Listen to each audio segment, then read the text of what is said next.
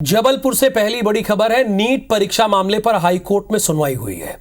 High court ने याचिकाकर्ता का पूरा पक्ष सुना है। याचिकाकर्ता ने उच्च स्तरीय जांच की मांग की है। हाईकोर्ट ने जुलाई के पहले हफ्ते में अगली सुनवाई तय की है। हाईकोर्ट ने कहा है कि जुलाई के पहले हफ्ते में हम अगली सुनवाई करेंगे। नीट परीक्षा मामले में हाईकोर्ट में सुनवाई हुई और इस सुनवाई में याचिकाकर्ता की पूरी बात सुनी गई थी। याचिकाकर्ता का मतलब यह होता है जिन्होंने याचिका लगाई थी, जिन्होंने चैलेंज किया था। याचिकाकर्ता ने यह कहा कि उच्च स्तरीय जांच होनी चाहिए, यानी इसकी मांग की है कि हाई लेवल जांच में होनी चाहिए। और हाईकोर्ट ने यह कहा कि जुलाई के पहले हफ्ते में इसकी सुनवाई करेंगे, यानी एक और तारीख लगी है। आसान भाषा में समझे तो एक और तारीख लगा दी गई है।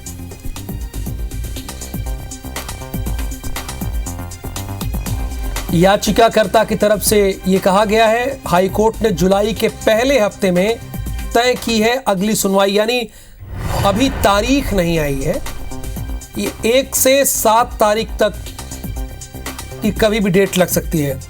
अच्छा, पूरी तरह से क्या बात हुई हाईकोर्ट के अंदर, क्या सुनवाई में क्या हुआ, याचिकाकर्ता ने क्या कहा, ये सब कुछ आपको विस्तार से विजेंद्र पांडे बताएंगे।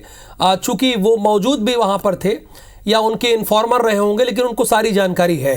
वो हमारे साथ स्क्रीन पर बल्कि दिख भी रहे हैं।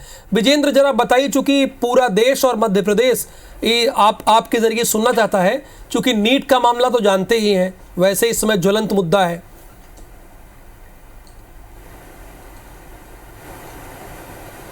बेशक सबसे ज्वलंत मुद्दा आज नीट का है, चूंकि लाखों लाख छात्रों के हित और भविष्य उनके जुड़े हुए हैं। हालांकि सुप्रीम कोर्ट ने जो ग्रेस मार्क्स वाले बच्चे थे उनके सुनवाई के बाद ये तय हो गया है वहाँ पर कि उनको उनके स्कोर कार्ड रद्द कर दिए गए। री एग्जामिनेशन उन लोगों के लिए ऑप्शन होगा। लेकिन इधर मध्य प्रदेश हाई कोर्ट की मुख्य पीठ में भी याचिका जो दायर की गई है उस पर लगातार 2 दिन सुनवाई हुई है और इसमें इस पूरे गड़बड़ झाले की इसे एक बड़ा स्कैम बताया गया है इस पिटीशन में। और ये कहा गया है कि हाई लेवल इंक्वायरी इस पूरे घटनाक्रम की होनी चाहिए और साथ ही साथ ये कहा गया है कि री एग्जामिनेशन होना चाहिए। 2 दिन हुई है। हालांकि आज कोर्ट ने सुनने के बाद इस मामले को विस्तृत सुनवाई के लिए आफ्टर वेकेशन जुलाई के पहले हफ्ते में तय किया है। लेकिन क्या कुछ आज हुआ कोर्ट में, क्या ज़िरह पेश की गई हैं और कोर्ट का क्या रुख समझ में आ रहा है। इस वक्त मेरे साथ आदित्य सांघी हैं जो कि याचिकाकर्ता अमीशी वर्मा जो कि मेडिकल स्टूडेंट है, जो कैंडिडेट थी उसकी ओर से उन्होंने पिटीशन पे यहाँ ज़िरह की है,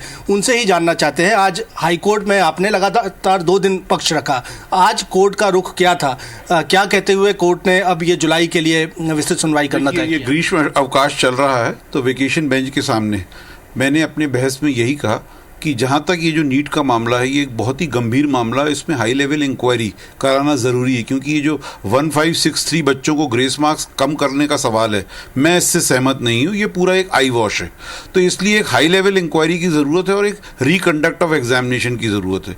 और मैंने सभी पार्टी को, खासकर जो नेशनल टेस्टिंग एजेंसी है, उनको एडवांस कॉपी सप्लाई कर रखी है। तो इसलिए कोर्ट ने अब इसकी विस्तृत बहस के लिए जुलाई फर्स्ट वीक में रखा है क्योंकि कोर्ट जो है मध्य प्रदेश हाई कोर्ट 1 जुलाई को ही खुलेगा। तो जो मध्य प्रदेश के छात्र हैं जिन्होंने यहाँ से एग्ज़ाम दिया है, जिनके सेंटर्स मध्य प्रदेश में थे, मैं करीब करीब उन सभी के लिए ये न्याय चाहता हूँ कि मेरिट को कैसे आप अनदेखा कर सकते हो।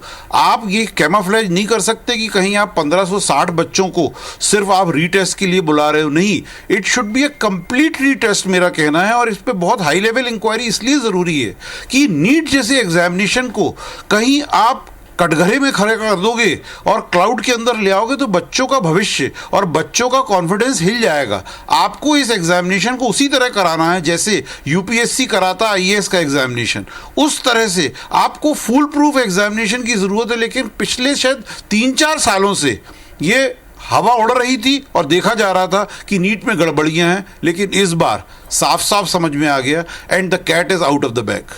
तो कोर्ट का रुख क्या था? आज एक्टिंग सीजे की डिवीज़न बेंच इस मामले को सुन रही थी। देखिए, क्योंकि ग्रीष्म काल में केस जो होता है वो बहुत कम सुना जाता है, तो उनका ये कहना था कि क्योंकि जुलाई के फर्स्ट वीक में मैं लगा रहा हूँ इस पूरे केस को और पूरा सुना जाएगा, तो इसलिए अभी जो उन्होंने कहा, उनका कहना ये था कि मैं इसको सिर्फ जुलाई में लगा रहा हूँ और दैट इज़ ऑल। तो आपने सुना राहुल, आदित्य सांघी जो कि याचिकाकर्ता के अधिवक्ता हैं, 30 साल का तजुर्बा उनको ऐसे मामलों पर, मेडिकल खासतौर पर एजुकेशन से रिलेटेड तमाम मुद्दों को उन्होंने हाई कोर्ट से लेकर सुप्रीम कोर्ट तक उठाया है।